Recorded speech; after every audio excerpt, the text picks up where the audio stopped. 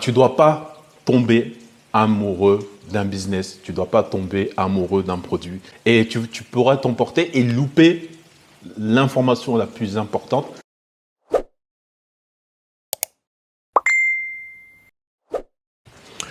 Bonjour à toi, personne extraordinaire, africain extraordinaire. J'espère que tu vas bien.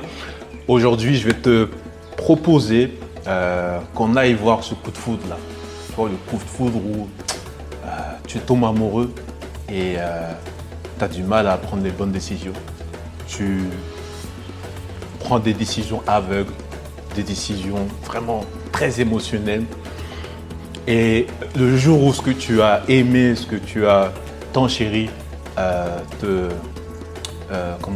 rend pas forcément l'appareil que tu voulais, ou que ça se passe pas comme tu le voulais, et que il se passe des choses sur lesquelles tu commences à avoir une certaine trahison et à t'emporter et à prendre des décisions émotionnelles. Donc je vais te parler de ce sujet-là, du fait que tu ne dois pas tomber amoureux d'un business, tu ne dois pas tomber amoureux d'un produit, tu ne dois pas tomber. Le coup de foudre, ça arrive. Hein. Et je pense que peut-être c'est une petite astuce pour savoir en fait si tu tombes amoureux ou pas. Dès que tu commences à trop aimer un produit, tu commences à y penser tout le temps, tu commences à... Dès qu'il lui arrive quelque chose, par exemple, il y a quelqu'un qui dit « Ouais, ton produit, forcément, il n'est pas très… tu vois, une critique vraiment simple. Hein. Et toi, dans ces critiques simples où quelqu'un va dire « Ah, ton produit, il n'est pas très bien, il manque ci, il manque ça. » Boum, tu vas t'énerver. Tu dis « Ah, comment ça, mon produit, il est bon. Pourquoi tu l'as acheté alors, tu vois ?» Et tu pourras t'emporter et louper l'information la plus importante. Ça se trouve, c'était juste une petite amélioration avec la distance que tu l'aurais peut-être compris, tu l'aurais bien analysé et peut-être amélioré le produit grâce à ça. Et quand tu tombes amoureux, c'est ce qui se passe. Tomber amoureux, là, le coup de foudre en business, mon frère, il faut arrêter ça. Tu vois. Le coup de foudre en business, ça existe. Tu vas tomber dans le panneau une fois, comme tout entrepreneur ou quand il met son business la première fois, il pense que c'est le business du siècle et il pense que c'est le business qui va le faire péter le million. Non. Généralement, ton premier business, tu as forte chance que ce n'est pas celui qui va te ramener sur ta vie extraordinaire. Il y a des fortes chances. Hein. Ça sera un autre que tu auras vu. Mais ça, c'est un autre sujet. Et du coup, ça, c'est vraiment dommage parce qu'en ce moment, je suis en train de le voir. Je parle avec un entrepreneur mauricien qui a investi pas mal d'argent sur un produit. Ça se comprend, tu vois, ça se comprend.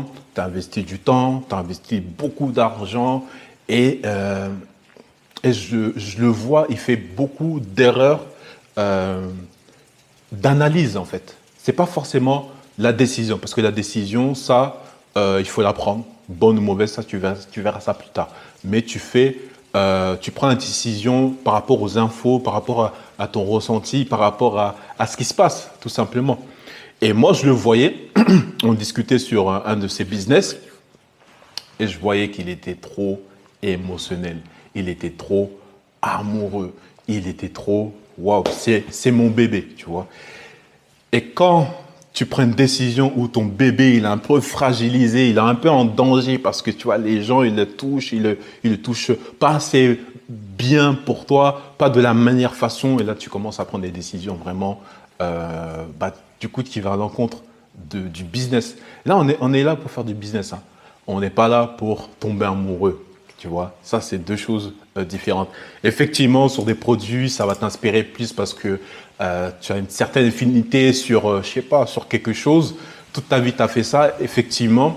Mais, mon frère, prends la décision de prendre ce recul-là et de pas tout le temps être amoureux parce que tu vas prendre des décisions émotionnelles et quand tu n'as pas essayé de prendre le souffle, avoir du recul et après prendre une décision, généralement, ça se fait pas quand tu es vraiment amoureux. Rappelle-toi, la première fois quand tu étais amoureux, tu réfléchissais pas normalement, tu fais des trucs que tu pourras jamais faire, que tu ne fais plus aujourd'hui en plus. Hein. Si tu es quelqu'un qui est marié, quand tu étais jeune, quand tu avais ta femme à l'époque, Tu fais des choses de malade parce que tu es amoureux. Et l'amour, ce coup de foudre, il est parti aujourd'hui, tu vois.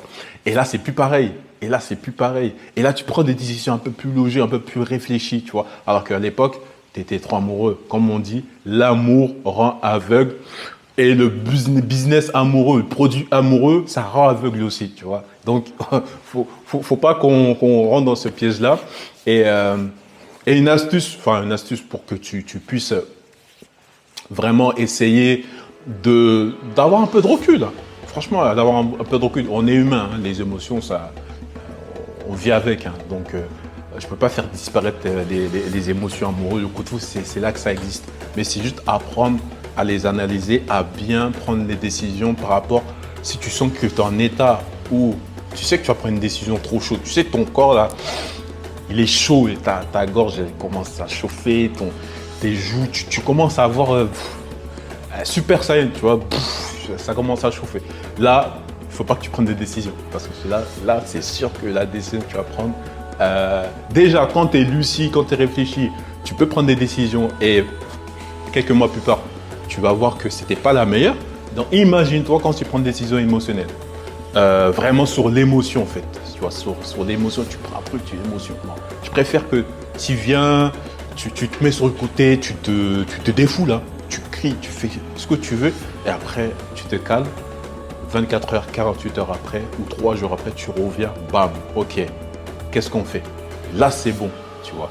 Là tu prendras la meilleure décision possible, même si ça ne sera pas la bonne, mais en tout cas, elle sera beaucoup plus gérable que toutes les décisions émotionnelles que tu vas prendre et que tu vas essayer de rattraper avec la logique.